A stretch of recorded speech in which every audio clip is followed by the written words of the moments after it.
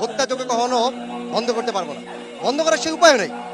আজকে শুধু আমরা একমাত্র দায়ী করছি, অথচ ইসরায়েল একমাত্র দায়ী না। আপনি বলেন যে অর্থনৈতিক সাপোর্ট কে দিচ্ছে? আমেরিকা দিচ্ছে।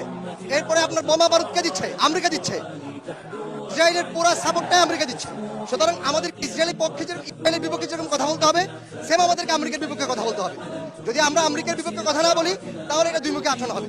আরেকটা কথা বলতে চাই, ইসরায়েল যেরকম গাজার জন্য হুমকি, ঠিক আমাদের জন্য ভারত আমাদের জন্য হুমকি। আগামী দিনে এই ভারত আমাদের উপরেই হত্যাযজ্ঞ চালাবে, কোনো সন্দেহ নেই। সুতরাং আমাদেরকে এখন থেকে প্রস্তুতি নিতে হবে।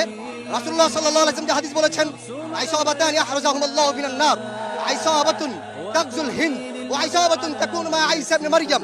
আমার উম্মতের দুটি দল, তারা গজওয়াতুল হিন্দে শরীক হবে। একটি দল যারা গজওয়াতুল হিন্দে শরীক হবে, আরেকটি দল যারা বাইতুল মাকদিসে ইহুদিদের সাথে লড়াই করবে।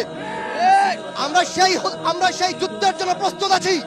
যেদিন প্রত্যেকটা গাছ একথা বলবে, ইয়া মুসলিম ইন্না ওয়ারাই ইয়াহুদিয়ান ফাখরিজহু ওয়াকতুলহু, হে মুসলিম, আমার পিছনে ইহুদি লুকিয়ে আছে, তাকে বের করো, তাকে হত্যা করো। আমরা সেই দিনের জন্য প্রস্তুত আছি ইনশাআল্লাহ। وتوقيد مشعل الإيمان كي تنجو بأمتنا وترفع راية القرآن تحدو ركب عزتنا وتسمو